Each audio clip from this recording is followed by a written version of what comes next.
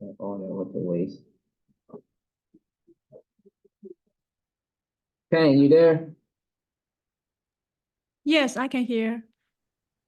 I'm sorry, I totally forgot to take you off Zoom. But you heard everything I said before because you've had my class before, so you're good to go. Yeah. All right. Everybody, this is Pang. Oh, you can't even see Pang, huh? Let's see if I can swap this place. That didn't work. I don't want it.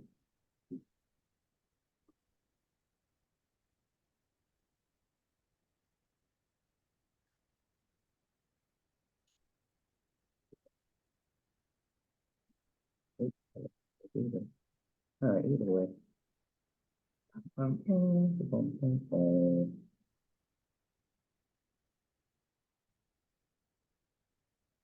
right, can't see Pang, but either way.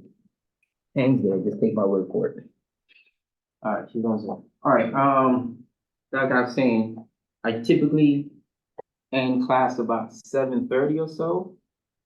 I have been known to run over, but I don't like belaboring the point, okay? We all have things to do. It's late. Most people are coming from work or some other activity, and there's other things to be done. So, 7:30, unless someone has any objections or we are, discussing classroom stuff, I will end at that point, okay? You get a break at usually 6:45. I'll give you a 10, 15-minute break, and then we'll continue on till about 7:30, okay? All right, okay. Anybody ever been involved in ops management? Anybody ever been an ops manager? No? No one's been an operations manager? Actually, I work in logistic field before, so it's not directly related with the operational management, but somehow we were connected with the operation team. Okay, yeah. So because we were responsible from the software warehouse That's right. software, Mm-hmm. and also as you can imagine, it's connected with the operational management, and we had to follow their route to write all our codes and programs. Absolutely.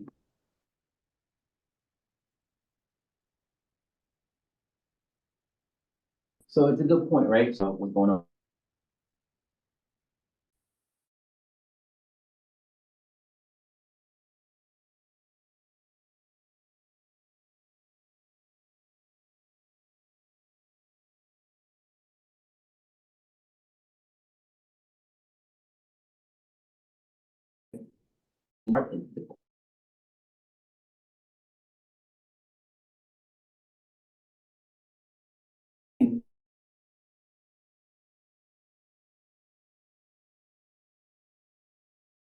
Things and people,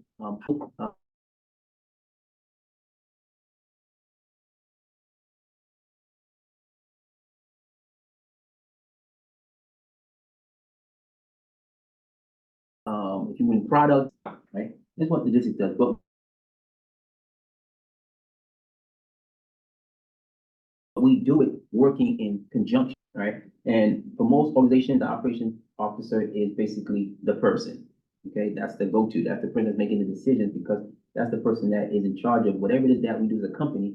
They are the head, the lead in producing that product or service, right? And so we need to kind of follow their kind of cadence and make sure everything is good to go, right? All right. Anybody else? No? Okay. I'm sure that you guys probably don't think of it that way, but, in this way I should say, but you guys have all done some operations management somehow, somewhere in your life, okay? Just a simple act of getting up and coordinating all your activities, all right, is operations management, all right? You got life, and then you got life, okay, what do I gotta do today? I need to go to Trader Joe's. I need to go to this medical point. I need to go to class, right? Okay, well, I got my car. I got to put gas in it. How much money do I have to put gas in it, right? Is it better for me to go this way or that way because of traffic, right? Oh, I'm not going to get here in time. I have to make a decision about where do I contact Dr. K's and let him know, hey, I'm going to be late, or I don't go to class at all, right? And then let them know, hey, the traffic was bad. I'm not going to make it, right? So we have some aspect of operations management in our life. We just don't think of it in that way, right? but there are always decisions you're making in your day-to-day activities, especially if you have a family, right? If you're married, you have kids and that kind of thing, or a spouse, you guys are making decisions about the household, right? Because the house is your operation, right? The family is your operation, and you're the operations manager with your partner, okay? And so we have to make decisions about how to spend the money, right? What to do with the kids, what's for dinner, something as simple as that, right? You would think that that's an easy decision. That's probably one of the hardest things people decide. What's for dinner, right? You have 4 or 5 different people. Guess what? You got 4 or 5 different options, right? That they want. One wants a hamburger. The other wants macaroni and cheese. The other one wants French fries. The other one wants Brussels sprouts, which never happens probably with kids. But nonetheless, there's 5 different things, and you have to make a decision as to what it is you're going to make. Right? I can't accommodate everyone, right? Because I have limited resources. Primarily time. Okay, my time is limited. All right. And the same thing in the business environment. Time is of the essence. Okay. How quickly I get to market, all right, and the direction that the company goes in, based on time, right? How quickly can we adapt to this change? How quickly can we get ready for the Christmas season? How quickly can we, get ramped up for Mother's Day and those kind of things, right? Depending on the industry, right? So all these internal decisions are what operations management is about. Okay. All right. All right. Okay. So this is typical supply chain, right? Bunch of suppliers, right? And then it goes to a factory, okay? And the factory, it may or may not go to factory, okay? Doesn't always have to, because you may not be manufacturing anything. You may not be making anything. But if you are making something, right, you get all your suppliers, they have different stuff, right? And it goes to the factory.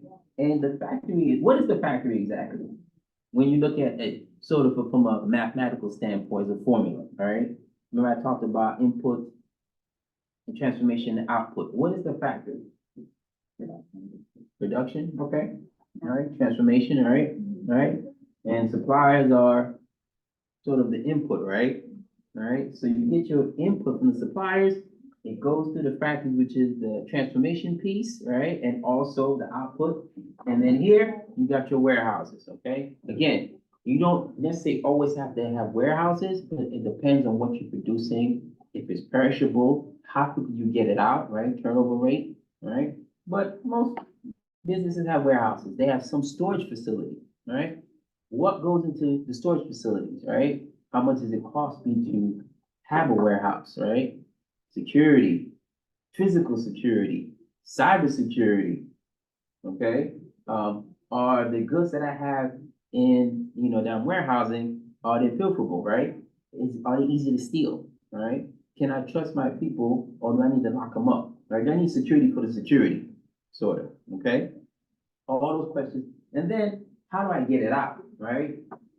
How do I get it out to retail, to my customers, okay? And retail, as far as, it goes, that's direct to us, right? The consumer, right? But there's also another part of retail that's not necessarily us. That's more like, brokers, or if you're selling bulk, or if you're selling, wholesale, right? Those guys also get their stuff from the warehouses and from those corporations. They just get it at a different price because they are kind of in the middle, right? They're getting it before it actually hits the streets, right? And they're going to sell it and mark it up, right? So they're in there also, okay? But when we get it, right, it's been through all this, okay? And it costs a certain amount of money here, but we're gonna charge a certain amount of money here, okay? And that's our markup, our profit margin, okay? We have to understand that, look, these guys, things don't cost, I don't know, I think this is last, how much does the a Mac cost to make? $300. Not even. Less than 100. Less than 100, right? It costs Apple less than 100 to make a Mac, right? How much you think I paid for my Mac? How much for yours? How much you pay for your Mac? I think it was like $1,000. $1,000, right? So that's $900, right, of profit margin, basically, right? So somewhere along the line, of course, they don't get all that. Well, Apple does, sort of, right? Because Apple cuts out all this other nuts, or they have it in-house, sort of, right? So again, you can set it up differently so you can kind of take out some of these different pieces, all right, some of these layers, so that less layers, more money for you, okay? As the, retailer, okay? You could be the supplier and the retailer, right? You can supply to other companies, and you could also provide it to the consumer as a good service or, product, whatever the case may be, right? So there's different ways to look at the supply chain and different ways in which you, kind of operate the business, right? You can operate it from different standpoints, all right? All right, so sourcing, of course, production, distribution, all supply chain management. Supply chain management really gotten turned into a really big field, okay? And people are really interested in it, and it's becoming more and more important as we've gotten more globalized, okay? And why would that be the case? Why would you think that as we become more globalized, that the supply chain management aspect of things will become more important? Mhm. Maybe some more challenging. Access to supply, exactly, yep. Access to supply is more challenging, right?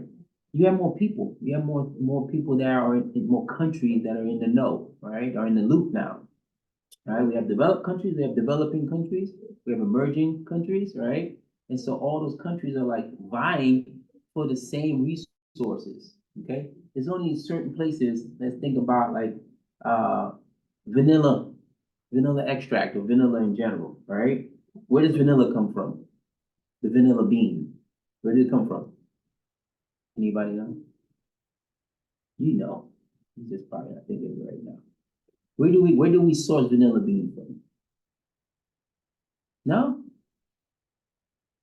Who has kids here? I know kids here. I don't know the vanilla beans. No?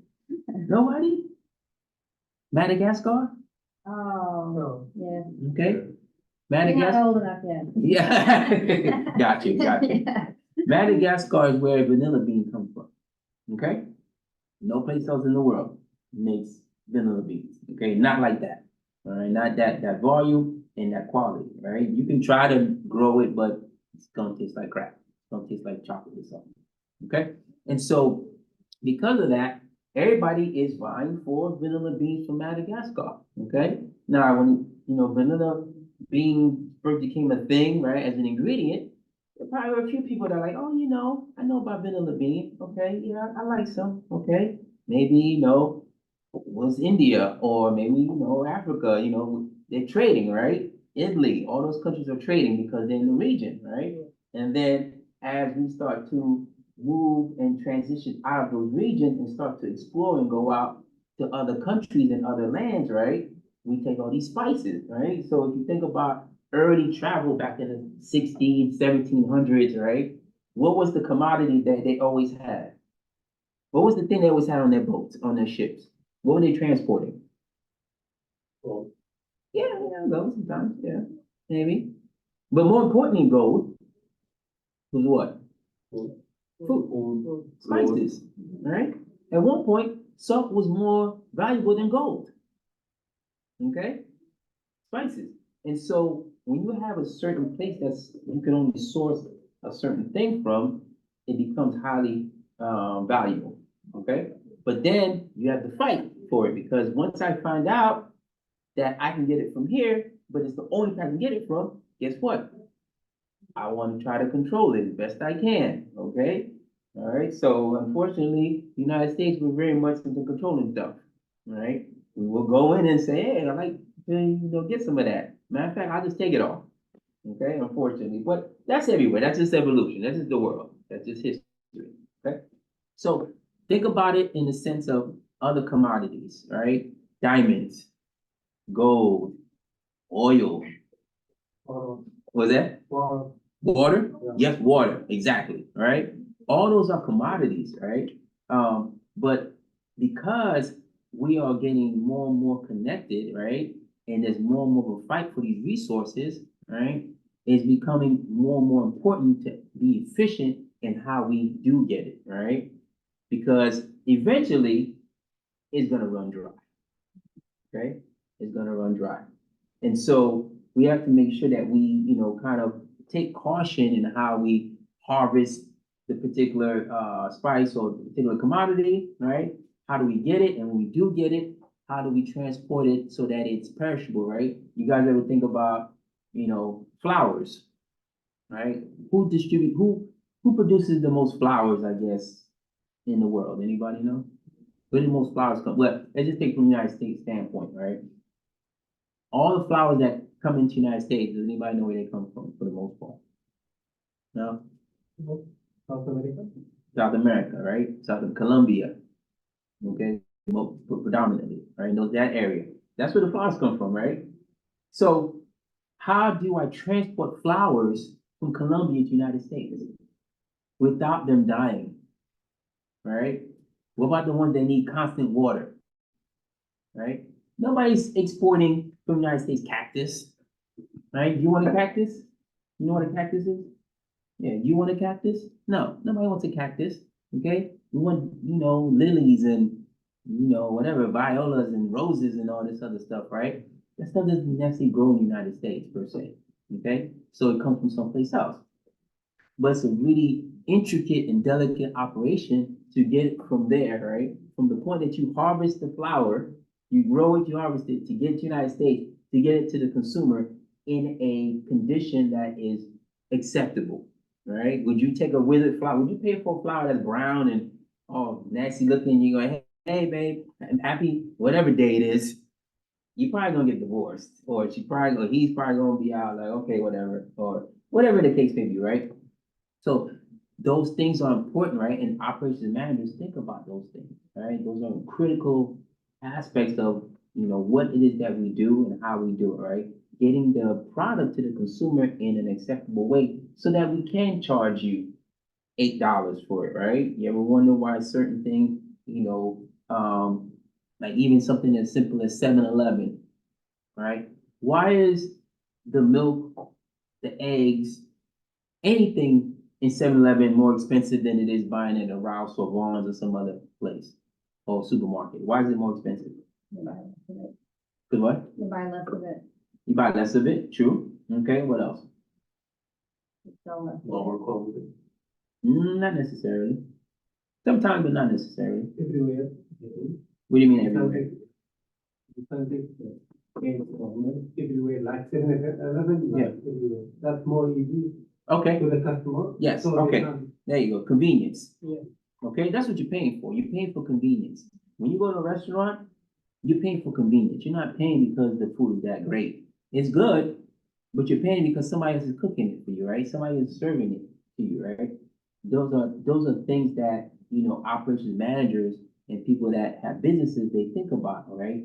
I'm trying to deliver the best possible good that I can, right? But at the same time, I need to charge an acceptable rate because I'm providing you convenience, right? That's why things are more expensive in the convenience stores, in 7-Eleven. That's why they call convenience stores, right? 7-Eleven or Quickie Mart or whatever other establishments there are, okay?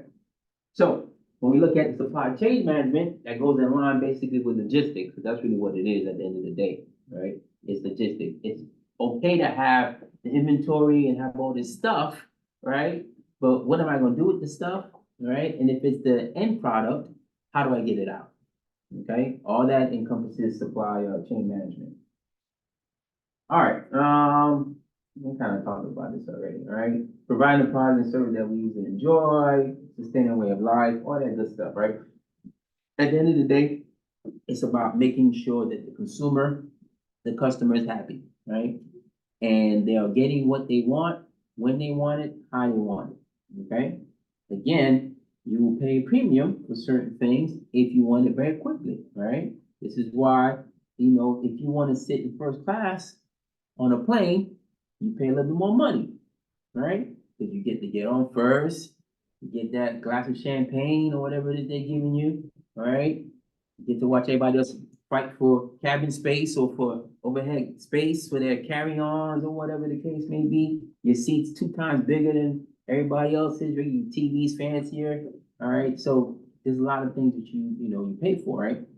But the end goal for any operations manager is to make sure that, hey, whatever product we're making, we make it well and we keep it going, right? We're looking for a cycle, a cyclic event type thing where we can start to be able to build kind of predictive models phone, right? I can tell you every season, right? Seasonally, how do stores decide how much to produce of a certain thing?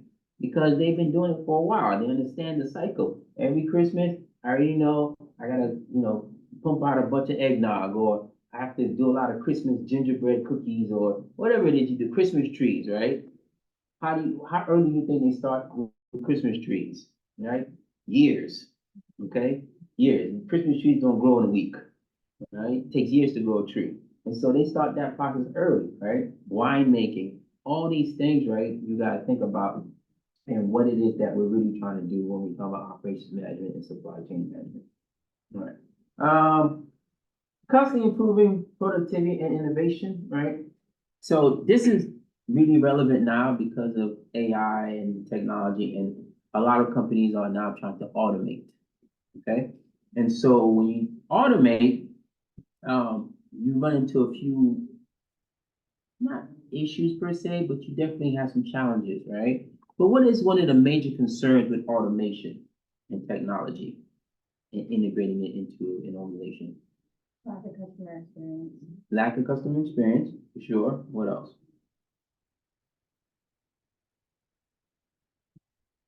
What else? So if I automate, all right, what is that basically, what am I doing?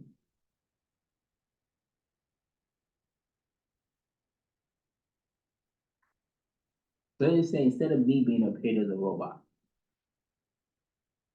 what happens to me?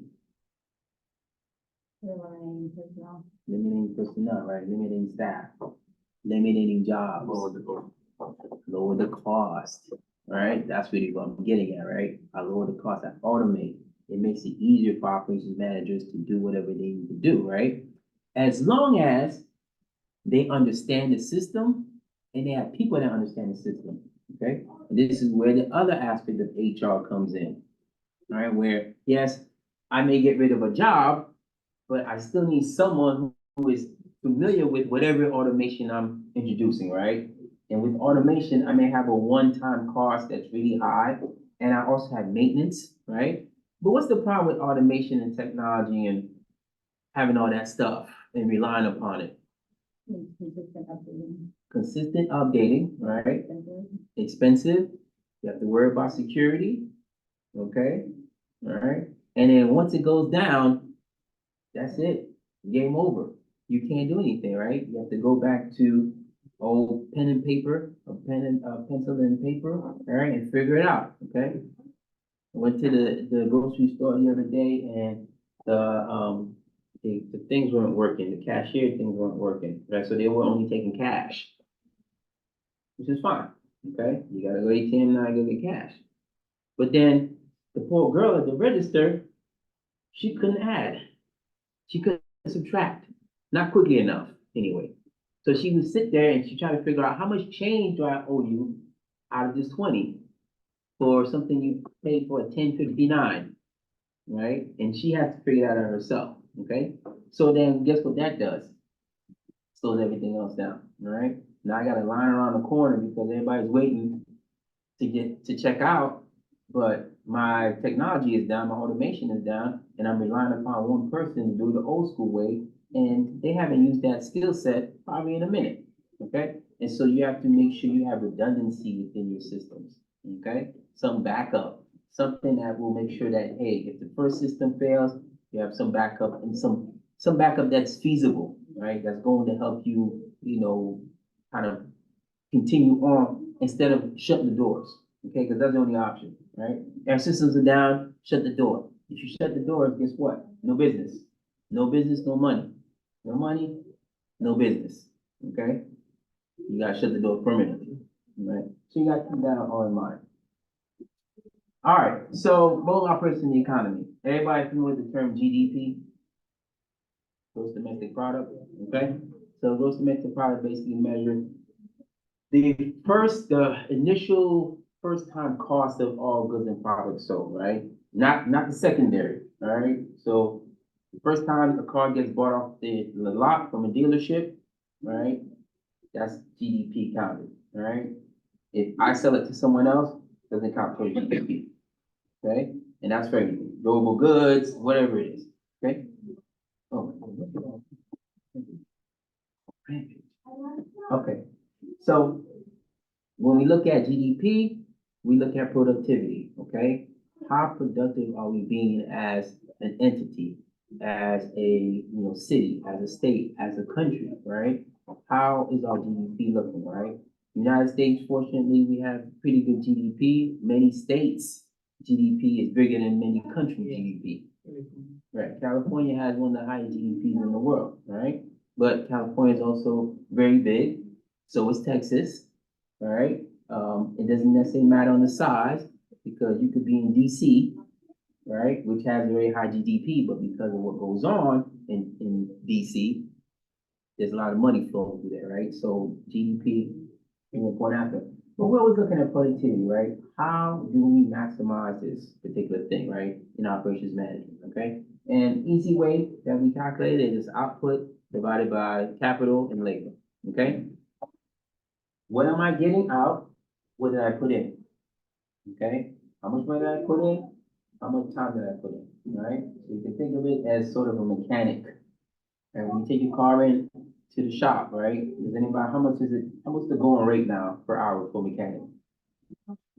That's like $100 or something. Oh, that's cheap. I need to go where you go. Really? Yeah. Last time I checked, I think it was like 150.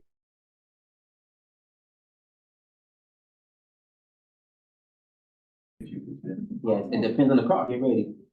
Ferrari, that's big money, okay? You're talking about $300 an hour, easy. I have a BMW, and I know it costs me 130, 140 an hour for my mechanic. And my mechanic likes me. Okay? So, you gotta look at it that way, right? What am I getting? What I put in, what the mechanic put in, right? So this is what they're talking about, all right? And they wanna see, hey, am I being productive? Is the work that I'm doing worth it, okay? Am I just breaking even? Right? If I'm just breaking even, probably need to rethink my business model, okay? I want my productivity to be high, right? I want this output to be high in quality, high in volume, and I want this to be as low as possible, and I want this to be as efficient as possible, all right? I want you to know your stuff, get in, fix it, get out, okay? And that's how you keep your productivity high. All right, quick example, all right? You got output, you got year one, year two, you got inflation, all right? So as you own your business and you're, the operations manager, you have to have a clear understanding of economics, right? You have to have an understanding of cost of goods sold, right? And understand, hey, how does inflation impact the value of my money, okay? And you have to take that into account, because if you don't, you're gonna end up on the short end of the stick. You're gonna end up being below, right? You're gonna make less than what you put into it, right? So basically, you're gonna be paying yourself or own yourself. Yes, sir. So what if, the inflation numbers are not accurate? So how are we gonna predict all these things? The inflation numbers usually are pretty close, right? So they're pretty good at determining inflation, right? But when you say inaccurate, it had to be something like a huge difference, like a whole percent or 2%, like something. If it's Actually, the reason that I'm asking, for example, in my country, like in Turkey, the inflation is around 150%. right, And the government is announcing as a 87, Mhm. and some like a private, companies saying like 160. right, So there's like a big gap between like Okay. the reality and Right. what the government says, and Right. different places are seeing different numbers. right. So there's one powerful thing I can think of, right? The things the government are looking at as compared to what private entities are looking at, right? The government may not be looking at certain things and counting it as, hey, we need to factor that in the calculation for inflation, where you may be looking at, tires, or looking at the tiniest screws and like, man, this cost 5 cents last week, now it's 10 cents, right? The government's like, I don't care about that. Governments care like, okay, the car, right? Not the components, right? And so their inflation is gonna be different. That's the first thing. Secondly, usually country or government inflation really is looking at the currency, not necessarily just individual things, right? So I'm looking as a whole and saying, okay, a dollar, whatever the, currency is in Turkey, I can't remember what the Turkish lira. Turkish do, right? So how much could I buy with that last week? Is it the same as this week? Right? Probably not. It's less. All right? Actually, that's funny, it's more. It's, you could buy, so inflation is going down. No, Right. Okay, inflation's not going down. yeah. That's what I'm saying. Yeah. That's That's what I'm saying. Yeah. So, Nobody usually believe that, but it is, so you can buy more yeah. But still inflation and is still going up. inflation's still high. Interesting. Yeah. Hey, hey, maybe it's going up, but it's still, so that's the tricky thing about inflation sometimes, right? We have, let's just say here in the United States, right? For the past 2 years now, our inflation numbers are high, right? But if you ask people if they're spending money, yeah, they're still spending money, and they feel like they're still getting value for the money, but they'll be the first one to tell you, like, yeah, things are more expensive.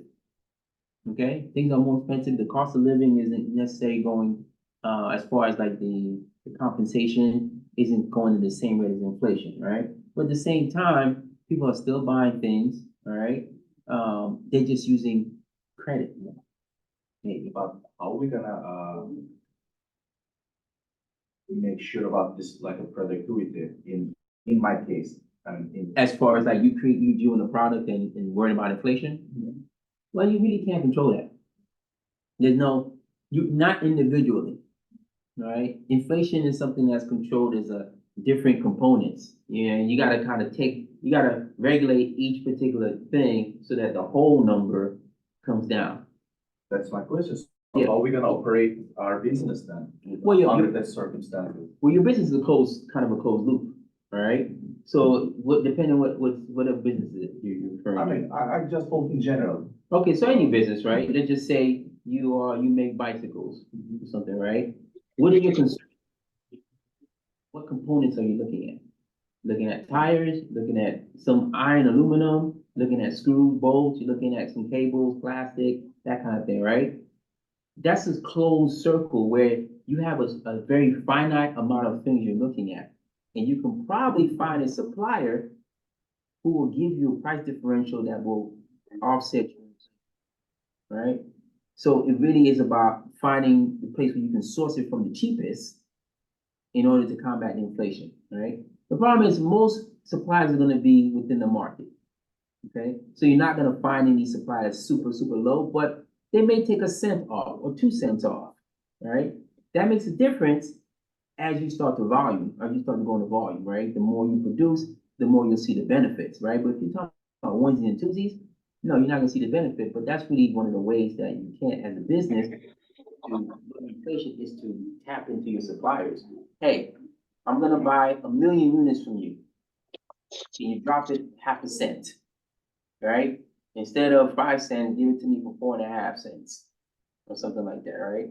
That way, that 0.5 cent is what you're using to combat inflation, right? To combat that increase. You're not the only one battling inflation.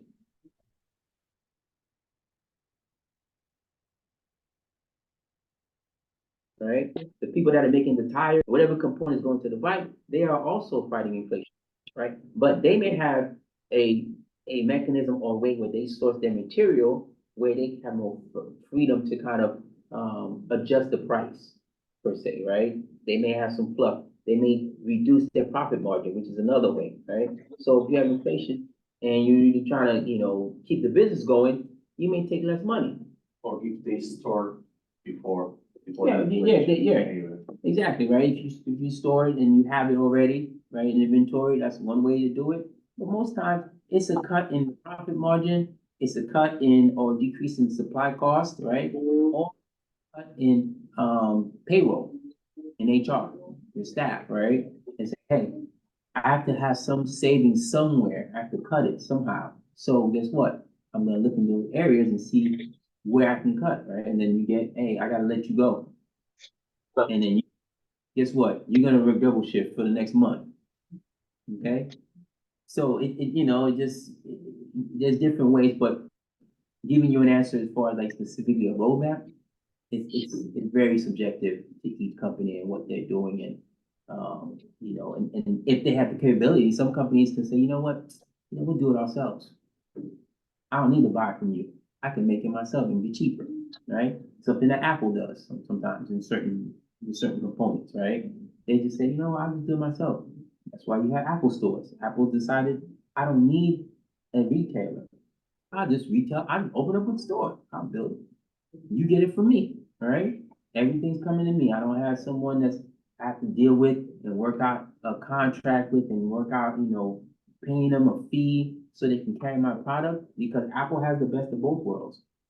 They have their own retail store and they have other retail stores pushing their product.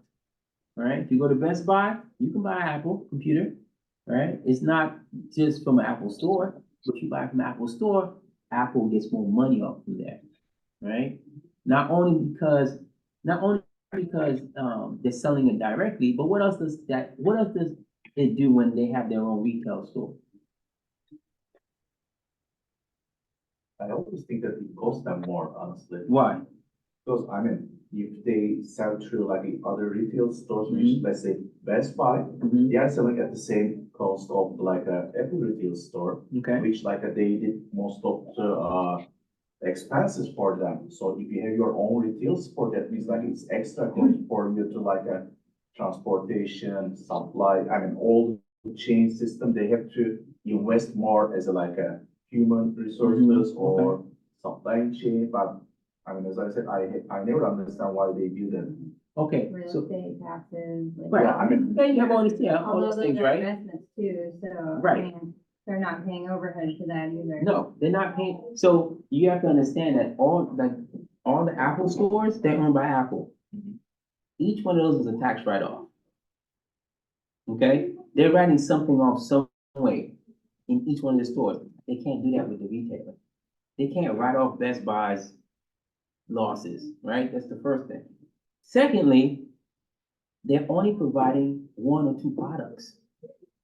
Okay? So guess what? My inventory is not varied. Best Buy, how many products do you think they're carrying? How many line items do you think they have? Thousands. Right, okay? In a competitive market, right? And so when you go to Apple store, what are you there for? Apple. When you go to Best Buy, what are you there for? Shop. I don't know. To shop, exactly. I know what I want, but guess what? I just walk by, oh, that's a nice TV. Like this one right here. You don't have that at Apple. It's a very limited menu, sort of, right? And so because it's a limited menu, Apple has more control. They have less overhead because they know exactly how much they need to produce, how many go out the door, and there's something else about them having a store that they have an advantage over that Best Buy doesn't have. Think about well, specifically Apple, okay? What is at the center of Apple's business model? Expertise, okay. But what is it about Apple that they really, they talk about a lot or brag about, or they tell you this is the advantage about owning an Apple product? Customer experience. Customer experience, yeah. But think of it from a product standpoint, as a user. Security. Yeah, security, okay. Upgrade, generationals, like you can, share amongst different devices. It's connectivity, right? If I want, I have the Apple Watch, I got the iPhone, and I got my computer. Oh, you know what? I need the presentation of my laptop at home. Guess what? Pull up my computer, my phone, hit the files app. Oh, look at that. My whole desktop is on my phone, right? Can you do that with your Android? No. I mean, there are some ways. Yeah, there's some ways, but it's not seamless, it's not easy, right? That when you go to the Android and you go to the app store, right? Which is one of the knocks on Android, it's not very friendly. It's not very it's very limited.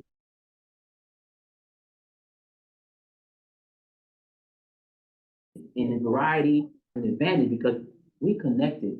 Doesn't matter. If you have an Apple product, it will connect to any Apple product. Okay? But when you go to the Apple store, right, and you have something specific in mind, right, and you walk in there, just like you walk into Best Buy and you know what you want, but you see something else, it's the same thing happens in Apple, right? But guess what? The thing that you buy in Apple store are connected to Apple. And they make the money off of that, right? So now, if you have a new phone, all right, you have to buy a USB-C, right? The USB-B, whatever, or A is no longer operating, right? So guess what? Oh yeah, we got all those. We can, whatever you need. We got the chargers, we got the case, we got everything. All Apple. Okay? They don't have to focus on anybody else. No aftermarket stuff. Everything here is either made by Apple, distributed by Apple, or they have an agreement with some other company to put their stuff in the Apple store, and that company is paying Apple to have their stuff in the store. OtterBox, right? That's a case company, right? They pay Apple to have their product in the Apple store. VW. Exactly, right? So when you have your own retail front, right, it gives you more of an opportunity to connect with the customer, first thing. It gives you an opportunity to control the flow of inventory, okay? And at any time, if Apple says, you know what, we're gonna shut this store down, they shut it down. Right? And it's a one-stop shop. If I need, I can buy a computer, fix the computer, get everything I need for the computer, all in one place. Okay? When I go to Best Buy, they might have a limited inventory. Literally, like you go to Best Buy, you're looking for a charger, there'll be one charger, and it'll be $65. Like granted, there's only one charger for the Apple, but at the same time, there are no other options, right? Really, it's very limited. But they have all these other different brands that they're carrying. So it makes it harder to really manage the inventory. Okay, it's a little bit harder. But they don't lose money on the stores. If they lost money in the stores, believe me, they would not have them open. Okay? Yeah. You go to New York, the flagship store. Anybody been to the one in New York, in Manhattan? The 3-level, looks like a mall. Actually, they hit you, right? There's two of them, yeah. People sit there all day, drink coffee, work, kick it. It's ridiculous. And sometimes they have these retail stores for just like a advertisement also. Yeah, they advertise, they have events there. You know, people are there, and and you know what? They're smart because they're in New York. They know Manhattan, the city never sleeps. One of them is 24 hours. You can drop your computer off at 3, come back at 11 and pick it up. Come back at 5. You can stay here all night if you want. We don't care, right? You're gonna buy our coffee, you're gonna buy our soda, you're gonna go walk around, patronize the other, you may go to the bar. Okay? They're creating the economy for the other businesses, right? And for themselves, right? And so when you're looking from an operations management standpoint, to me, it makes a lot of sense. Right? If I could take the whatever product it is from Cupertino, California, and just ship it to the Apple store, I have control. Right? I know exactly who's getting it. And I can call them like, hey, Joe, yeah, what's going on with the shipment? I know we dropped it off the other day. Why is it not stocked up in the system ready to be sold? Right? You can't call Best Buy like that. Best Buy be like, hey, we get to it, we get to it. Bye. Okay? Don't be in our business like that. Okay? So I see your point, but you kind of have to dig a little deeper and see kind of like the background as to why they, because if there was any money to be made, they wouldn't do it. I'm pretty sure. Yeah, they wouldn't do it. Yeah. Okay, so let's look at this productivity example here real quick. All right. So year one, we got our output, we got our labor, right? We got a 3% or 3 to 1, I guess, productivity rate. All right. The next year we got 3.09, and then year to year we got 2.7% increase in productivity. Okay. So here we're accounting for the inflation, right? We got 2% inflation and 4% inflation on year 2 for each one of these for the outputs and the labor. And so we're counting it here 0.98, 0.96, all right? And so that devalues the dollar or down the dollar amount, whatever it is, the output and the labor. And that gives you that. And so 2.7 increase, that's not bad, okay? That's pretty good increase in productivity, right? You're not gonna get these huge big numbers, 10%, 15% increase, 20% increase. Once in a blue moon, you might get that, right? Depending on the product and, again, the economy and different kind of things, right? But at the end of the day, 2.7 is not too bad, right? It's okay.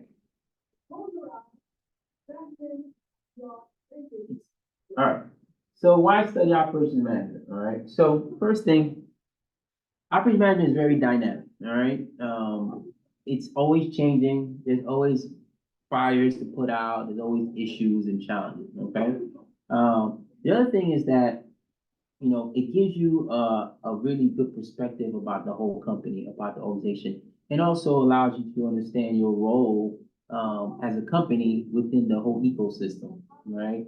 What is it that we bring to the consumer that makes us special as compared to other companies, right? It's not necessarily for everyone, right? It's very much a high stress, high demand job. Okay, and everybody is able to do it and handle the pressures that come with it because you usually are always on a deadline. Okay, if something goes wrong, one person doesn't show up, it kind of throws things off. A machine goes down, right? In fabrication or manufacturing, it's a whole nother issue, right? How much is that going to cost? All this new law on emissions. Okay, how are we going to reconfigure the the workshop or the manufacturing equipment to make sure that it does what it's supposed to do, right? If you're familiar with Volkswagen and some of these other companies that got in trouble a couple of years back for the emissions, right?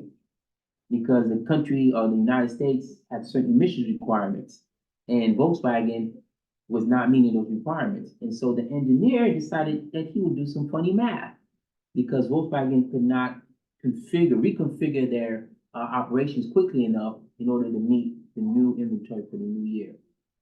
And so the engineers decided, we're just gonna do some funny math and we're gonna change a few things, whatever engineers do with their smart selves. And they reconfigured the emissions so that it came out exactly how the United States wanted, all right? Come to find out, they had big numbers and then the SEC and Department of Commerce and all these other entities in the United States sued Volkswagen and we fined them like $1 billion or something like that. It was something ridiculous, right? Because they had so many cars that they had sold that were putting out fake emissions numbers, right? They were saying, hey, they emitted 0.01 per square foot, whatever it is. I can't remember what it is, part per meter or whatever the case may be, right? And it wasn't doing that. It was doing more than that, but the output was reading something else, okay? So it's a very high demand endeavor when you talk about operation management because it can make and break the business, right? Because you are doing and you're managing the thing that we are offering the customers as a good product or service, right? If that's not run efficiently, you're gonna lose money and eventually you're gonna close the doors, or you can provide a product that is gonna be a one-time use and people are never gonna come back because the quality is so bad, right? And so there are instances where people understand they're buying things for one-time use, right?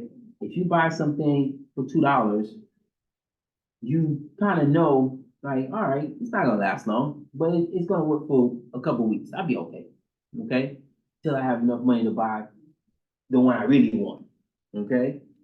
But am I gonna go back to that company or that particular organization to go buy that part again? Probably not, right? Because it's a one-time use, and they know that though, right? You have to understand that they know that's their business, right? That's like Walmart, low-cost leader.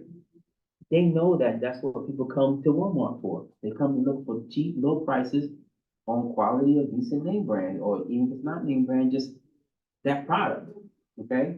So there's no secret. So they build in the operations and how, they price it out, how they work with their suppliers, right? This is why Amazon is very successful. Okay, Amazon, everybody knows how Amazon works for the most part, right? Amazon is not a entity that keeps a whole bunch of inventory. Amazon has a lot of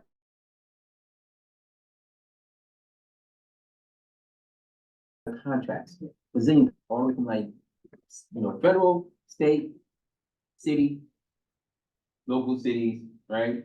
So they get localized, they go down to the lowest levels, right? Because not, you can go to what those lockers, what do they have them at 7-Eleven, right? They have the Amazon lockers. You can pick your stuff up from there, right? And so a bunch of contracts that I have that says, hey, look, company A, you make a product, you're gonna house it, you're gonna keep it, you're gonna feed it, all that good stuff, but when I need it, I need you to deliver it for me, okay? And I will pay you a certain fee for that, right? But for the majority, I'm gonna get the money, right? I'll get the 70, 80%, you get the 20%, okay?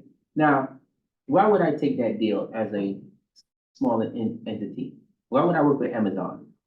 What's the benefit for me? Reach, Reach. more people. Yeah, okay, I get more reach, right?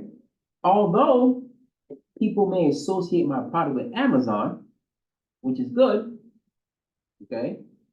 And then in the day, Amazon has to come to me to get it. And that's what I'm concerned about, all right?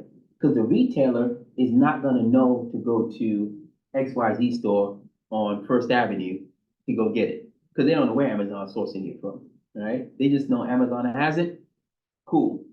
And a lot of times, things are cheaper on Amazon than if you go to the actual website. Sometimes, not all the time, but sometimes, right? And that's because Amazon has a contract for 1 million units, right? They can afford to lower the price, right? Because they're buying in bulk, right? And they're not keeping it. They're not warehousing it. They're not worried about the care and feeding. If it expires, that's on the company. Amazon doesn't care, right? Amazon's just like, hey, it's like the mafia. Just give it to me when I need it. Okay, you want to deliver it when I tell you when to deliver it, how I want to deliver it. If it's a problem, guess what? You can call Amazon and they'll give you your money back, maybe. But guess what's happening on the other end? They're calling that supply like, hey, dude, one more thing, and we gotta kill this contract. All right, and they don't want that. Companies don't want that because Amazon basically is Big Brother. They eating up all the little mom and pop shops. Right? They're making them disappear because nobody wants to go to the mom and pop spot because what? Inconvenient, right? All Amazon is doing is offering us convenience. Okay, and he knows that. Jeff Bezos knows that. All right. So that's why he's making all the money. Yes, sir. And also, as a third party company, those small businesses also can do the same. Yes. You can use Amazon as a warehouse. So Absolutely. you can send your Yep. products to Amazon, they can store for you. Yep. And you can sell, and when you sell, they can just Let's deliver just say for without you. it, right? So actually, Yep. what you say, they do both ways. Luke, yeah. It depends on the product and the company because Amazon doesn't like to warehouse a lot of things. But they do that. You're absolutely right. Yeah. They do that. But I think they're particular about the products, the region, matters. Because if you go up here towards Palm Springs, and if you go down to I-10, right, you'll see all like the huge Amazon warehouses in, what is it, Sunset? I think it's Sunset or something like that. Sunset. Sunway, not Sunway.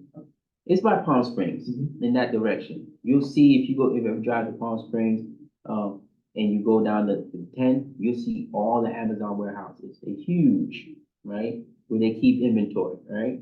But it's very select stuff. They don't keep like of Even in San everything. Diego, they have two really giant Warehouses. Yeah, exactly. One runs to Santa Fe. yeah, and one at the border. Okay. Yeah, which makes sense, right? It's at the border. Guess what? I get to knock out two things, right? I get to push to Mexico and I get to push to the United States, right? I'm right there, easy peasy, and they both gonna come and get it for me. I don't have any transportation costs really, and I'm only keeping certain things on hand. I'm not keeping a bunch of stuff on in inventory, right? So it's smart, but you're right. They definitely do that. Cross-functional nature of decisions, right? So in operations management, you really need to know what everyone else is doing. Yes. Ops management? Okay, come on. You really need to know what everyone else is doing, right? You have to be aware of the marketing, just not making the product, okay? Yes, we make the product, right, whatever it is, but how is it getting marketed, right? How is it getting distributed? What's the quality like? What are people saying about it? Because that all goes back to me and me making my particular product, and am I making it to where consumers want it, right? I'm sure, are you really involved like a lot in the brass business, in the business? Yeah. So does the company just what does the company make, I should say? Like brass what? brass manufacture products like it used in sanitary, in bathroom, also Okay. in construction buildings, Okay, so you're commercial yeah, or commercial, not residential? electrical parts, Okay, all right, so you're more high end, okay, so you think more, a lot of volume, probably, yeah. that kind of thing, okay. So it'd be important, right, for them to have really high quality control. Yeah. Right, and to understand like, okay, what does the consumer want? The consumer being big, I don't know, home builders or, different, maybe airlines or car manufacturers, whoever is using the brass, right? It's important for them to understand like, okay, how are you marketing this? What's the quality? What's the defect rate? All these things, right, that you don't necessarily think about as a consumer are important for operations managers. And it's just not about making the product or making the thing. It's about how is it all together, right?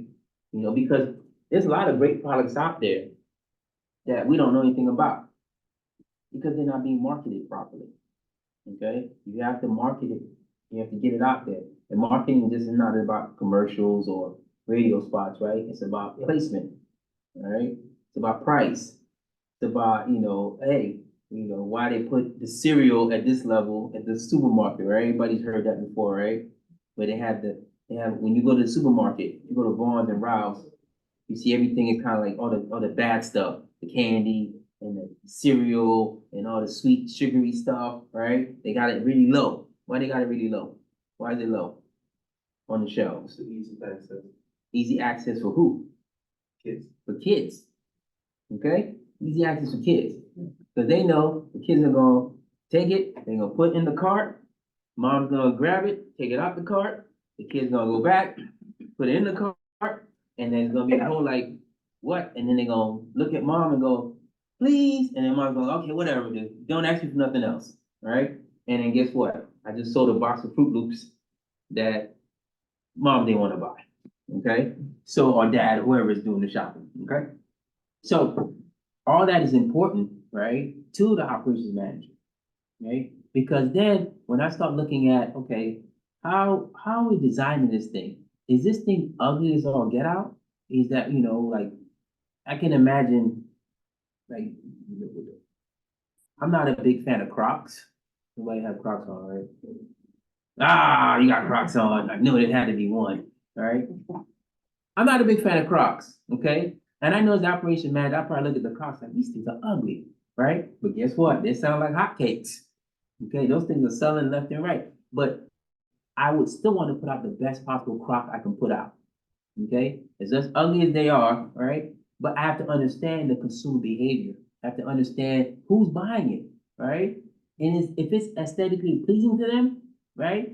Then cool, but I have to know that, right? Because there might be something I can do as the operations manager in the manufacturing aspect that I can talk to the design team and say, hey, design team, how you guys going to market this thing? How you going to package this thing, right? So it's even something as simple as packaging, right? I have a friend, she's in the floral business, right?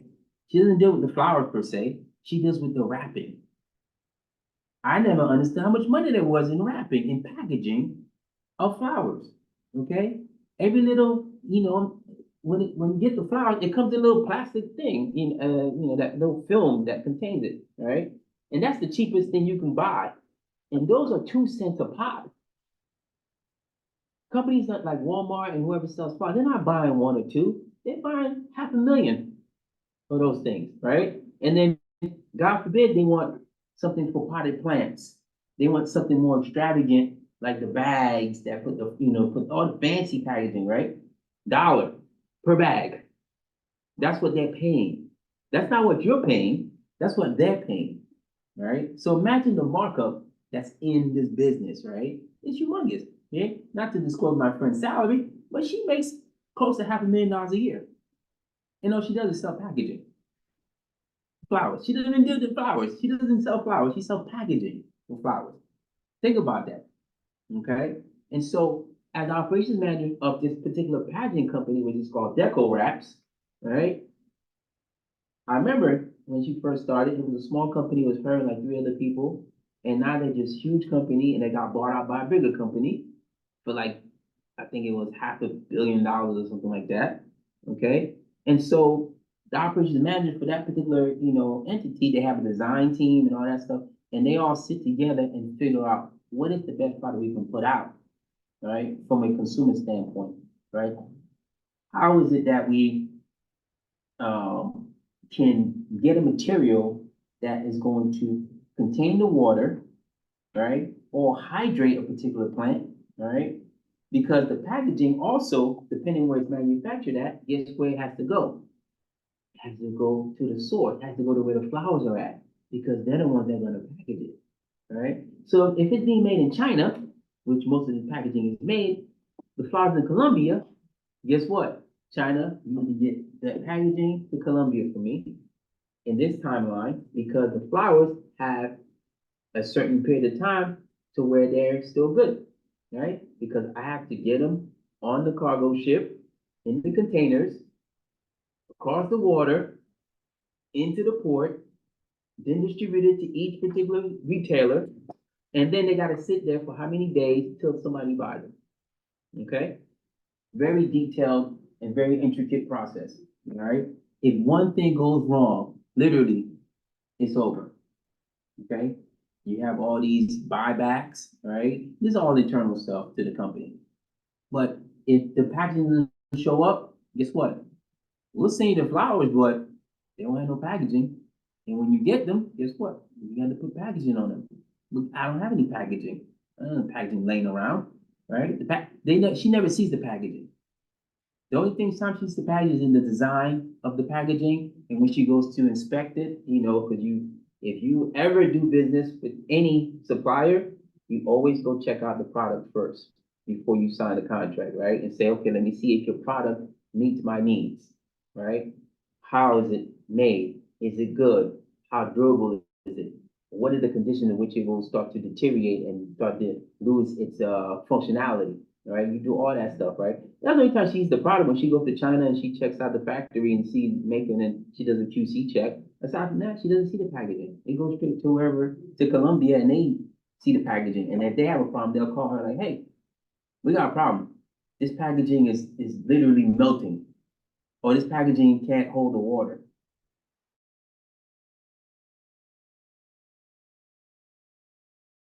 Or this packaging is just, it's just all kind of crazy. Man,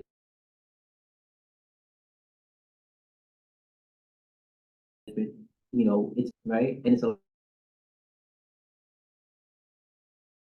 lot of stress. Okay, 7 already? Okay, take a quick 10 minute, actually 5 minute break. We can get going. Quick 5 minutes and then come on back.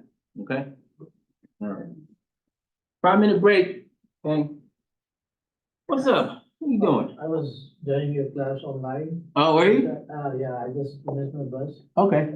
No worries, no worries. I'm glad you're here. All right. You guys can leave, take a 5 minute break. If not, I'll keep on going if you don't want to leave. Okay, all right. No, all right, okay. If everybody's good, we'll continue. Thank you. In class only, we don't want break. Oh, man, I knew it was coming. I knew it. There's always somebody advocating for early get out. We'll see how we get, okay? We'll see how far we get. All right, so some careers in operations management and supply chain management, right? And all these jobs, basically, they're all great, all right? I would tell you that all of them require some degree of statistics, right? Some understanding of analytics and how to analyze data, right? If you're not comfortable with numbers and crunching numbers and understanding standard deviation at the very minimum, probably not your job, okay? If you don't like to present, you don't like to get in front of people, public speaking, probably not your job. If you can't, if you're not well organized, probably not your job, okay? What else? They're all interesting in their own rights, okay? And I would tell you that this one here, sustainability, is really becoming a big one. Global sourcing is always a big one. Transportation planner, that's a little bit less, collaborative, more, by you being on the phone and coordinating things. Still a pain in the butt because, logistics is not an easy thing to facilitate. It takes a lot of juggling, it takes a lot of good people, a lot of coordination to make those things happen. But all in all really interesting jobs, right? Good networking, good pay, okay? But you're gonna earn every penny. Let me tell you that much, right? They're just not easy jobs, right? But if you get the right people, you have the right teams, and you understand what it is you're doing, they can be interesting and fun, okay? All right, so the three aspects of operation management, okay? Decisions, function, and process, all right? So we're talking about decisions, right? As the manager, you're gonna decide on all these things: quality, capacity, the process, right? Inventory, supply chain, right? You have the lead on all that, right? How is the process going, right? Where do we put this stuff after it's done? Where are we sourcing our materials or material, right? So everybody understand the difference between material and material?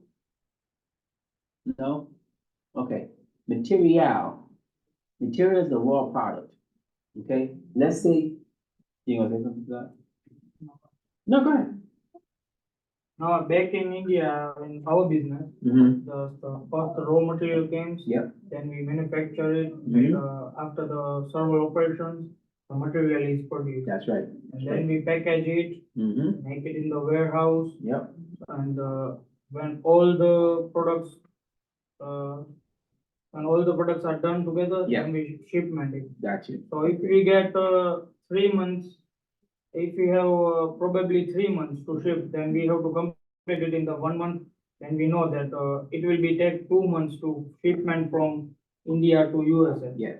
Then we have to manage it all in time. Mm-hmm. And if we have, suppose we have to manufacture this Mm-hmm. 50,000, then we have to produce around 1,500 per day, Great, right. and, also maintain quality. Yep.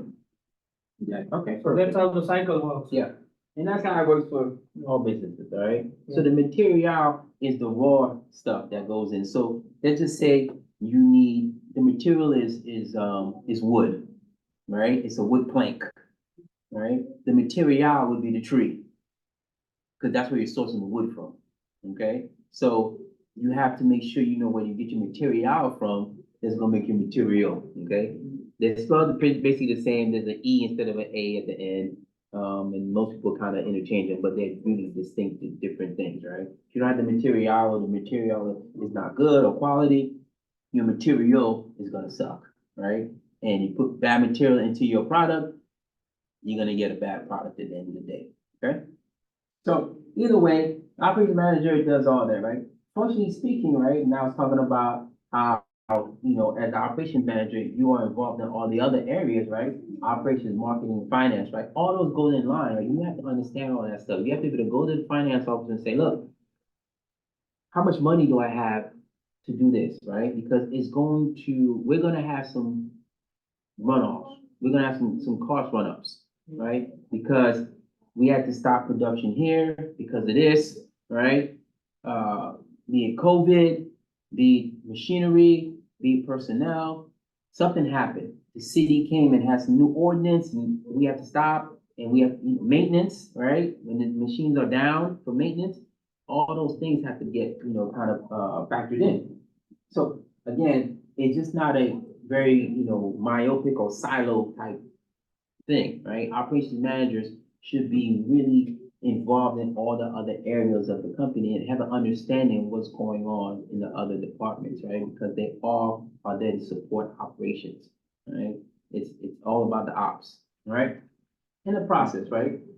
Internal, external, controlling the transformation process and making sure that, you know, your inputs are good to go, high quality and what you want. The transformation process is done in the way it's supposed to be done, and you get the output that you're looking for, right? And when you get the output, then you have your whole, quality control aspect of it, right? You have your whole inventory and warehousing of it. You have the whole distribution aspect of it, okay? And if you have a warranty or some kind of guarantee on that, a manufacturer guarantee, that's a whole nother ball game that you have to think about, right? Okay, if I have a consumer send me back something, right? Because they're not gonna send it to Best Buy, they're not gonna take it back to Best Buy, right? They'll take it back to Best Buy if they want their money back and they want to turn their full product in, but let's say some component breaks on it and has a 10-year warranty. You have to send it back to the manufacturer, not to Best Buy, right? And so I have to deal with that too, right? So maybe I take it, I refurbish it, right? And there's a whole business in refurbishing, right? You can buy a refurbished Apple for $400, okay? They take it, they fix it up, change it, clean out the motherboard and the SSD drive, whatever drive they have, and, make sure the memory is good to go and it's commensurate with whatever model that is, and they send it back out, okay? I'm sure everybody's used some refurbished item at some point in time, whether you know it or not, okay? So, for the operations manager, you're looking at all these particular things, right? Decision function process, and making sure that each one of these is running efficiently, all right? Because they all contribute to the end product at the end of the day. All right. So, as an example, right? Pizza USA, all right? So I would tell you that the restaurant business is probably one of the hardest operations to really manage, okay? There's so many things that go into it, and the profit margins are very, very slim, right? Waste is a major concern for most food establishments, okay? And so the operations manager has to be on top of everything, okay? And so this is why you see, chefs and cooks and people that own, restaurants or bars even, right? They're always strung out. They're always like stressed, right? Because it's just a blink of an eye, you will be losing money, right? As simple as having a bartender, right? Who overpours, right? Anybody ever been to a bar and the bartender just have the glasses alcohol and then they splash of soda? Guess what? That is costing the business money, right? Because from an operations standpoint, I know exactly how much money I should make on every bottle. Okay, I bought the bottle for 30. Well, that's too expensive, but I bought the bottle for 10. Right? That bottle should bring me $300. Okay, because it's 30 pours in there. Right? Price per pour. Okay. If I don't make $300 off that bottle, we're doing something wrong, right? And you can't afford that as a business owner. You can't afford the bartender having friends coming and like, hey, I'll hook you up. Don't worry about it. And you sit at the bar all day, all night, drinking up all the alcohol, and then your bill comes in as $20. Well, They tip well, exactly, but where's the tip going? bartenders. In the bartender's pocket, right? Especially if it's cash. God forbid it's cash. If it's cash, it's definitely going to my pocket. All right.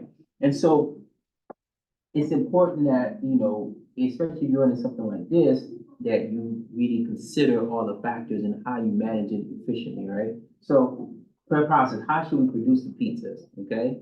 That goes to the question of what kind of pizza am I trying to offer? Right? If I'm trying to offer regular old, I don't know, I'm from New York, so I like thin sliced, or your thin sliced pizza, but it's made in this particular oven, right? They have specific ovens. But then you have Chicago style pizza that's made in a brick oven, or you could have it where it's, I don't know, fire roasted or oven, baked. I don't know. They got different variations, right? So depending on how much capital I have, right? And how much, I think I need to pay for the dough, what I want it to be like, right? And what I think I'm gonna price it at based on the environment, right? Based on where I'm at, okay? So if I'm in Coronado, the pizza slice is probably gonna cost more than it does in Oklahoma or Chula Vista or even San Diego, just downtown San Diego. Well, downtown San Diego, maybe not, but it'd probably be the same, okay? Because my demographic is different, right? I know that the people in Coronado, their income per capita is one of the highest in the country, if not one of the highest in the world, right? You got $8 million houses everywhere, okay? So I know that that pizza that I'm making, I could probably charge double even maybe, right? And no one will blink an eye. But I can't do that in Chula Vista. I can't do that in Oklahoma. I can't do that in San Diego, right? So I have to figure out, right, how we're gonna produce the pizza, right? But that's really based on who I'm selling it to, and what price point I think I could sell it at. Right? The quality. Now, this is an important aspect, especially when you're talking about pricing. Right? I can use cheap quality products, but am I gonna get the customers that I want? Depends. Depends, right? Okay, so if we look at, let's say downtown San Diego, the gas lamp, okay? The pizza places down there, or the fast food type establishments down there, they cater to a specific crowd. Okay? Now, if I'm down there and I'm a business owner, I'm thinking 2 o'clock in the morning, just got out of the bar, people are hungry. Do you really care about what you eat? You really at the quality of the food? No, you're just hungry. You don't eat anything. Okay? And so in my mind, I'm thinking, okay, I don't need to spend a bunch of money on high quality flour. I could buy the little less fancy stuff, right? The dough, could probably skip on that too. The tomato sauce, I don't make it in the house, I just buy it canned, right? I make it maybe the day of, I put it in the little glass place. It's not necessarily fresh, but I reheat it, it's hot, right? Those are all costs, right? How late do I stay open? Right? If it's a Monday, I probably close at 10. If it's a Saturday, I'm open till 2. Okay, so all those things get factored into, not only, how we produce it, but the quality of it all, right? In the daytime, I may offer a better pizza because I know the people that are coming in to the pizza spot are looking for that, right? I may have the health nut that is willing to eat pizza, but they need a salad with it. Okay, a lot of people do that, or soup and salad, or soup and a sandwich, or whatever the case may be. I offer them, and I offer them something that's high quality, as compared to later on that night, when I know it's the evening crowd, or the dinner crowd, or the late night crowd, they're not as particular, right? Because they're mostly out drinking and having a good time, right? So I can serve them up something a little cheaper, or a little less sophisticated, and they'll be fine with it, and they'll pay for it, okay? Capacity, how much output do we need at various times? Again, understanding the cycle of how your customer flow, right? You'll find that a number of businesses, ever since COVID, right? They don't open all day anymore. They open at 5, they close at 9, right? Or they'll open from 9 to 2, they'll close till 5 or 6, and they'll open from 6 to 9, okay? Or some of them don't open on Tuesdays, which I find weird. Okay, I had a place that I wanted to go get coffee this morning, and it's like, oh, they don't open on Tuesdays, like, it's just a random day, right? But whatever reason they chose Tuesday, it goes with their business flow. They probably realize like Tuesdays is not a big day for coffee, right? Mondays, Sundays, Saturdays, right? Tuesdays, it's kind of the middle, sort of geared towards the middle, where people are like, I can drink coffee at home. Right, they're not in such a rush, whereas Mondays, most people are trying to get out the door, get to work, see what kind of fires they gotta put out and all this other stuff, whatever the case may be, right? Inventory, which ingredients, when and how much, okay? I may not need to keep as many things on hand, all right? I may, say, hey, we're just gonna keep 1 day supply on hand of everything, right? That way, it's as fresh as it can be, right? Or we say, you know what? We're gonna freeze all this stuff, a la McDonald's, okay? Frozen patties, frozen French fries, frozen everything, right? But McDonald's is a little different because what makes McDonald's different than, let's just say, Hodad or Slater's 50/50 or any other burger joint? What makes McDonald's different?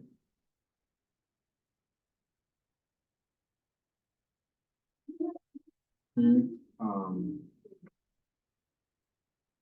Their strategy, like the speed they prepare the food. Okay. And they have limited menu, but they are specialized in that menu. Okay, so that's definitely important points, right? But think of it from an operations manager standpoint, and not just at the McDonald's itself, but from the corporate environment, right? From the corporate headquarters, I should say, right?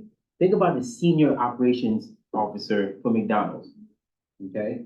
And how he or she thinks about their, their supplies, right? What makes McDonald's, how does McDonald's differ from other establishments? I think they have their own, chain supply. McDonald's has its own supply, okay? McDonald's, they have their own source of potatoes. In Idaho, there's a specific farm that they vetted that makes the French fries to them, grows the potatoes, makes the French fries to them, packages them, delivers them to, the distribution center, and then they push them all out, right? The patty, everything at McDonald's is provided by McDonald's to each one, right? So it makes inventory control easier. It makes quality control easier because I know that this is why McDonald's, of course, is a franchise, but it doesn't matter where you go, the French fries always taste the same because they come from the same place. Okay, doesn't matter what country you're in, McDonald's French fries are pretty much same place, and if they're coming from the local economy, they vetted that to make sure that it's within standards, or if they created, or like Starbucks, right? Starbucks used to source their beans, okay, from South America, from Africa, some other thing. Well, Starbucks said it's kind of expensive, right? So what did Starbucks do? They went and they set up processing plants in all those particular farms, right? And now they control the distribution, they control the quality, they control everything, all right? They control it from the time it's been put in the ground and however coffee grows, to the time they harvest it, the time they put it in the bag, the time it gets to the Starbucks place, to the time they grind it, to the time it gets in your cup. It's all chain of custody is with Starbucks, okay? So the difference in how mom and pop would do it, all right? Mom and pop, they may decide, you know what? We'll keep enough inventory or material for a week, right? Because we know within a week we'll sell 100, 200 hamburgers, whatever the case may be, okay? We don't want to keep too much overhead, right? Because it's money. Inventory counts as an asset when you're talking about accounting, all right? Anything you have on hand is considered an asset, all right? And so you have to make sure that you control your assets and you don't let your assets spoil, right? And also it coincides with the quality that you're expecting as a consumer from McDonald's. No one goes to McDonald's expecting a gourmet meal, okay? That's why it used to be inexpensive, but nowadays, as if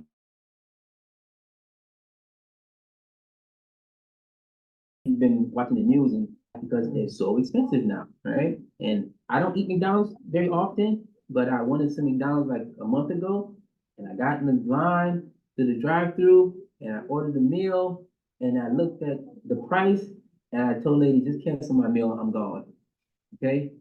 I can go down the street to the restaurant and get a good burger for $15 with French fries. And yes, I may have a drink, but it's better than paying you McDonald's $15 for a McDonald's hamburger that's frozen, all right, that may taste good, all right, but the quality is not, it's not commensurate with the price, with the cost of what I'm paying. So you have to take all these things into consideration. And so those things affect the operation because now McDonald's is trying to figure out how do we get the prices back down lower, right? But it goes to your point about inflation, right? How does McDonald's compensate or adjust for inflation? Because that's really what they're fighting. They're fighting inflation. The cost of beef has gone higher. The cost to make the French fries has gone higher. The transportation and distribution supply costs have gone higher, right? So guess who gets that? The consumer, right? But the consumer at this point is like, I don't think so. I'm not gonna pay $15 for a McDonald's burger. It's not gonna happen, right? So how does McDonald's go about making sure that they can still retain the customers, right? But keep that price at that point, okay? How do they do that? What are some options? Lower the profit. Lower the profit, okay, which they're not gonna do. Right? They might, but they won't, probably won't, right? Because that probably is gonna be a mechanism on it, that's gonna happen on its own, right? Because they're gonna have less volume because it's more expensive, so the profit is gonna probably tend to be lower anyway, just automatically, okay? But what are some other things that they could do? Teachers, personnel. Use personnel, all right? Okay, what else? Or what are they doing, I should say? They put in stores. No. What else they doing? No one? Use more automation, maybe. More automation. That's exactly what they're doing. Right? I mean, they started already, but which is part of why they have an increase in cost because they're implementing this automation, right? They're putting in all these kiosks and all these machines now that they don't need a cashier anymore. You just go to the machine. Doesn't work super great in the United States yet, but if you go to Japan, you go to other countries, Amsterdam, lightning quick, like it works great. Okay, still working it out here in the United States, but they're doing that. What else are they doing? Or have they done? They might offer different products at a lower price, things that they know will sell that they can get cheap, right? So remember, they have the 99-cent menu, right? That's kind of gone now, right? Now the 99-cent stuff is now $2. Okay, it's still there, all right, but the price is going up, right? So what they've done is, okay, we'll create another 99-cent menu or items that we will sell relatively cheap because we have those in bulk, right? Oh, you want some French fries? Sure. We got a 99-cent French fry. You get this little thing, it's $1. Okay, Single piece of rice. single piece of fry, 2 nuggets, right? But how much did it cost them, right? To make that little thing of fries, right? 10 cents, 5 cents, right? And so they're making up the money in that way, right? Because they know they're gonna take a hit on the bigger items, right? And the supply chain, how to source inputs and manage logistics, again, depending on how big your organization is and what you're doing, you can have it internally, or like most people outsource because you typically don't, typically don't make all the material, right? Apple is a perfect example, right? Made in the USA, not true. Assembled in the USA is better description of what an iPhone is, right? Because all the parts coming from different places. They don't make them in the United States. The chip, Taiwan, right? Qualcomm is the only company, basically in the United States, one other company that makes the chips, right?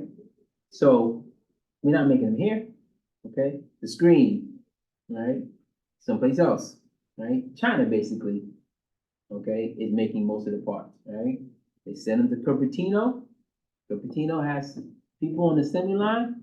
They just say, plug and play sort of like, hey, we put it all together like we're making a sandwich.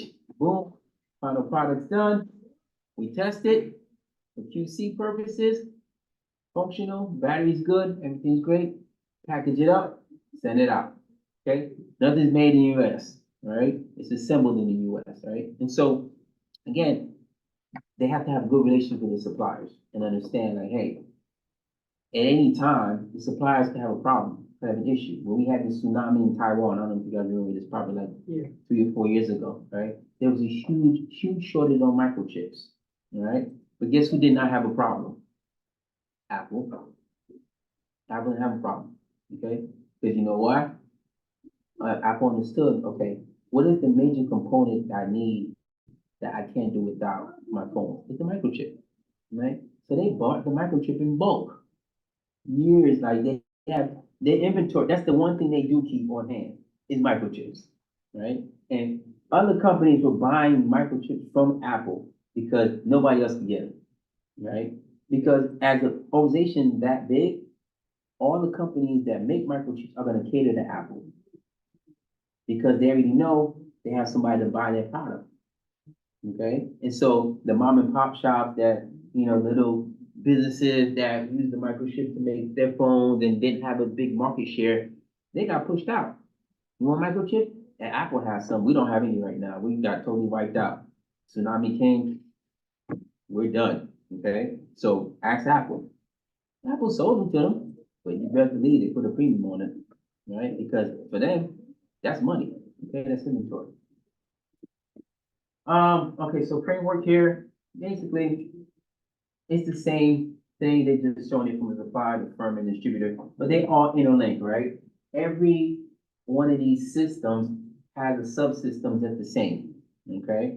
They all have an operations management cell within their own organization, but you have to look at the overall picture, right? This is all the same thing, right?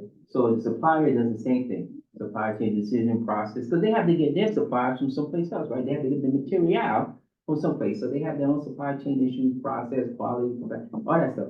It's just here, we're really looking at it from, in the standpoint of, in relation to supply, okay? And then distributor, same thing, right? They all have the same process. So it doesn't matter.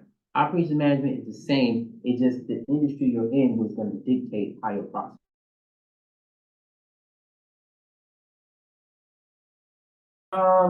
We kind of talked about this stuff already.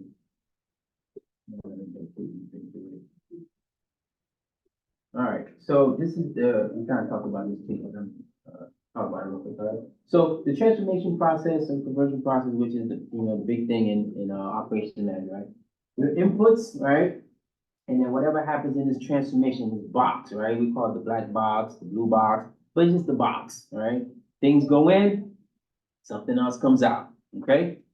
Garbage in, garbage out, okay? So you have to make sure that your inputs are good, right? Are quality or are what you want it to be, right? If you're looking for a subpar or okay thing, then you're gonna put subpar okay material in there, right?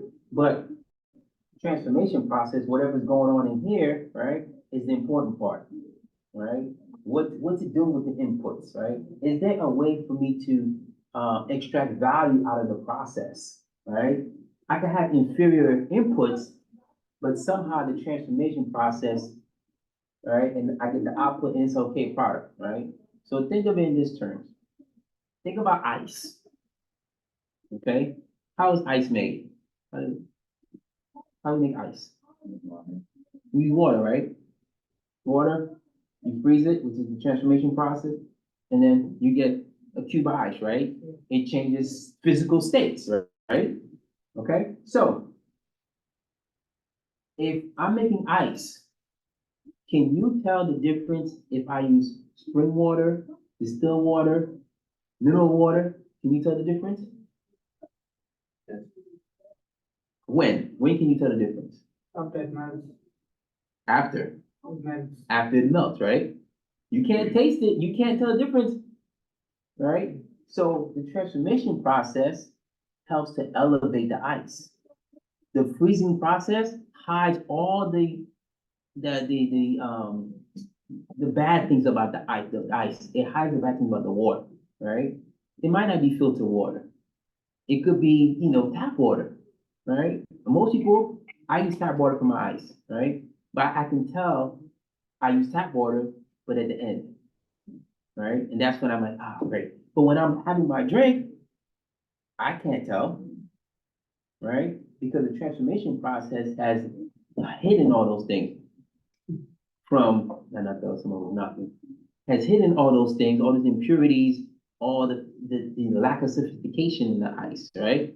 Now, if you go to a restaurant and they serve you, your drink and it has a piece of ice in it, most restaurants are gonna use, decent water. They're gonna use filtered water, whatever the case may be, because it does have an effect on how long it takes for the ice to melt, right? That doesn't, that does have an impact on that, right? It affects the output. But at the end of the day, right, I have an inferior input, the transformation process elevates it a little bit, so I get a decent output. But the output, once it starts to degrade, you start to see the impurity, you start to see the imperfection in it, right? But at that point, does it really matter to the consumer? Okay? I'm not really worried about the ice per se, unless, they say don't drink the ice in Mexico, but that's because you don't want to drink the water in Mexico. All right? So it all, kind of relies on itself. So you have to be careful and cognizant about that whole process. Okay? Again, a little bit more detail, okay? All the stuff that goes into all these inputs, transformation process, and you go to service, all right? And so if you have the ice and you notice, right, you may very well go to the management and say, hey, you know what, I don't like the way your ice tastes. Right, or it melts too fast, right, or, there's ice snob, I'm sure, somewhere, right? And so, but you want that, you want this feedback, okay? Because it'll help you make the product better, or at least it'll let you cater the product to what the consumer is looking for. Even if it means, oh, taking something out, putting something in, right?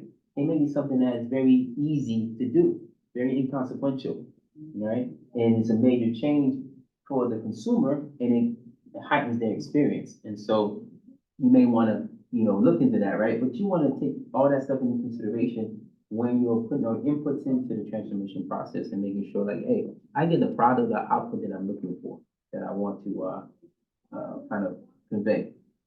My project examples, I'm not gonna do that. All right, some trends that are relevant: operation management, supply chain management. Okay, biggest one is sustainability. Right, these are technologies tool, but sustainability is a big deal right now. Okay, when we talk about sustainability, the triple bottom line. Anybody know what that refers to when we talk about the triple bottom line? Okay, when we talk about sustainability, what are we really talking about here?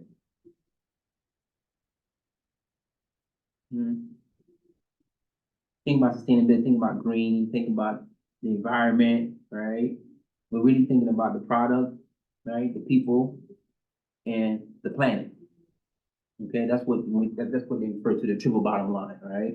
From a sustainability standpoint, right? I'm worried about what my company and what I do, what kind of impact it has on the environment, what kind of impact it has on the community.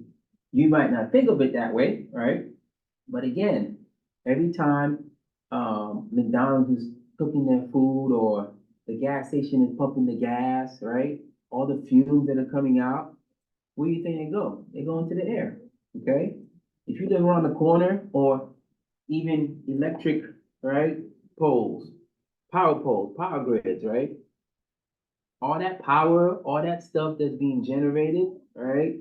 How's it affecting me, right? Is it causing cancer because I'm too close to the power lines, right? The water has been contaminated because guess what? They're making products and taking the waste product and then dumping it into the ground. Now it's getting into the water table, and now it's flooding into the water system, right? Which happened, back in the 60s and 70s. That happened all day. That companies just dig a hole, put all their chemicals in there,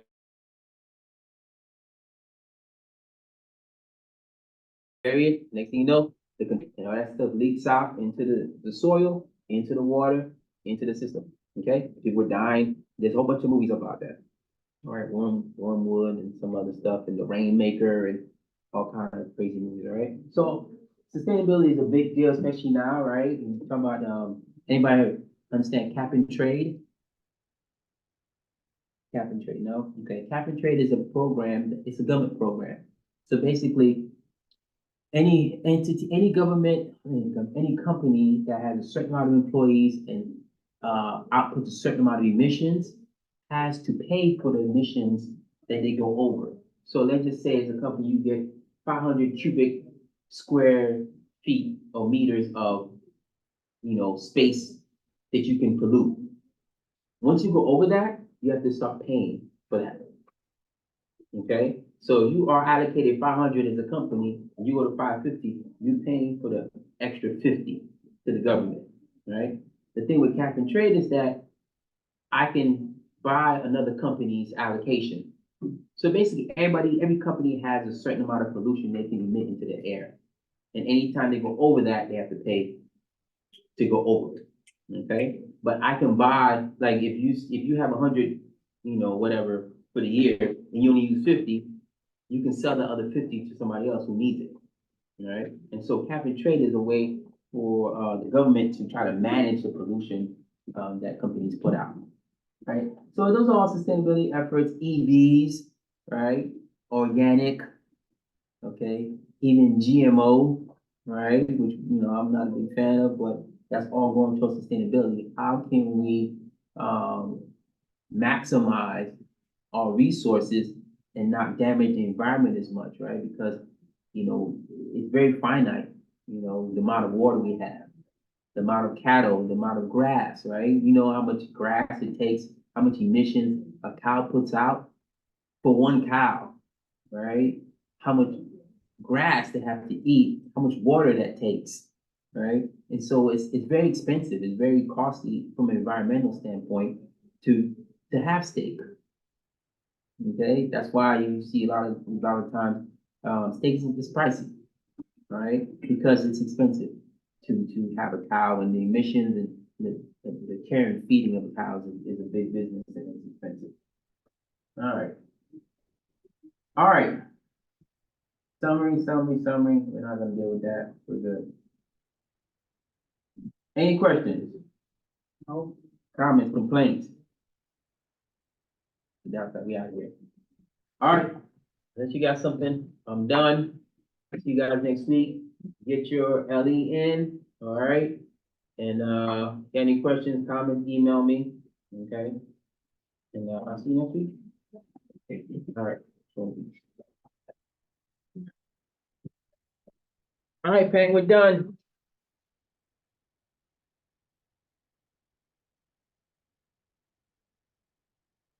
Okay, thank you, Professor. All right, I'll see you next week.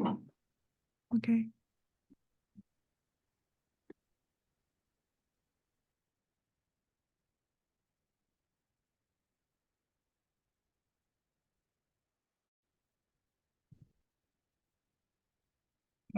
Good night.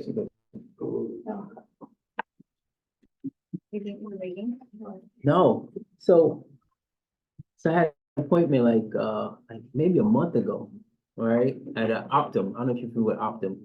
No. They are, oh, wait a minute. An outsource, Yeah, they're outsourced. the community care